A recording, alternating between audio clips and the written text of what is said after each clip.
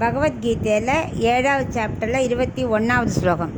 யோ யோ யாம் யாம் தனும் பக்தக ஸ்ரத்தையார்ச்சித்தும் இச்சதி தஸ்ய தஸ்யாச்சலாம் ஸ்ரத்தாம் தாமேவ விததாம் யகம். இப்போ இதுக்குள்ள அர்த்தத்தை பார்க்கலாம்.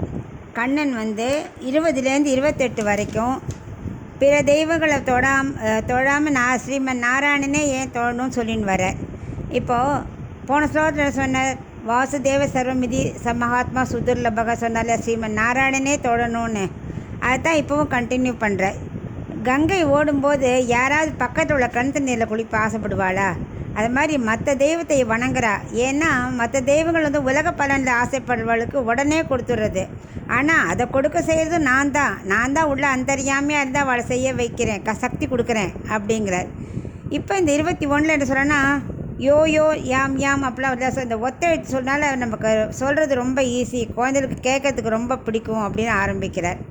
அதாவது ஆசை வரும்போது எந்தெந்த பக்தன் என்னையே சரீரமாக இருக்கிற தெய்வத்தையோ என் வசத்தில் இருக்கிற தெய்வத்தையே பூஜிக்க ஆசைப்படுறாளோ, எந்த ரீசன் வேணால் இருக்கலாம், உலக விஷயமாக தான் இருக்கும், ஒவ்வொரு ரீசனாக எந்த ரீசன் வேணால் இருக்கலாம், அந்தந்த பக்தனுக்கு அந்தந்த தேவனிடத்தில் அசையாத பக்தி வரணும் இல்லையா?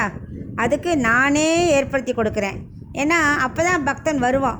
இந்த தெய்வத்தை வேணால் நான் நினச்செல்லாம் நடக்கிறது அப்படின்னு அந்த தெய்வத்தையான அட்லீஸ்ட் தொழுவான். இல்லைன்னா நாஸ்திகன் மாதிரி ஆகிடுவான் இல்லையா? ஸோ அதை பகவான் வளர விட மாட்டார். முதல்ல வழி வகுப்போம், பக்தி வரட்டும் முதல்ல அப்படின்னு அதை ஏற்பாடு பண்ணி கொடுக்குறார். ஏன்னா இப்போது சாமானியமாக ஒரு தொழிலாளி இருக்கான், ராஜாவுக்கு காலை பிடிச்சி விடுறான். அவனுக்கு என்ன தெரியுமா, நம்ம ராஜாவோட கால் வெறும் இதுதான், உடல் வேறு ஆத்மா வேறு, உள்ளுக்குள்ளே பகவான் இருக்காரான்னு தெரியாமல், இதெல்லாம் அந்த அளவுக்குலாம் அவனுக்கு ஞானம் இருக்காது. என்ன நினைப்பான், காலை பிடிச்சி விட்டால் நமக்கு சன்மானம் கிடைக்கும், ராஜா பிரீத்தி அடைவர். அதை மாதிரி தான் நம்ம சாமானிய பக்தர்கள்லாம். பகவானை தொழுதா, சூரியனை தொழுதா இது கிடைக்கும், வர்ணனை தொழுதா இது கிடைக்கும், அவ்வளோதான் அவளுக்கு தெரியும். அதுக்காக நான் என்ன பண்ணுவேன், அவளுக்கு அந்த சக்தியை கொடுத்துருக்கேன், உள்ளே இருந்துட்டு இவள் வணங்கினா அவளுக்கு இது கிடைக்கட்டும் அப்படிங்கிற பக்தியை நான் பக்தி இருக்கணுங்கிறதுக்காக நான் அவளுக்கு அந்த சக்தியை கொடுத்துருக்கேன் அப்படின்னு அவர் இந்த 21வது ஸ்லோகத்தை சொல்கிறார்.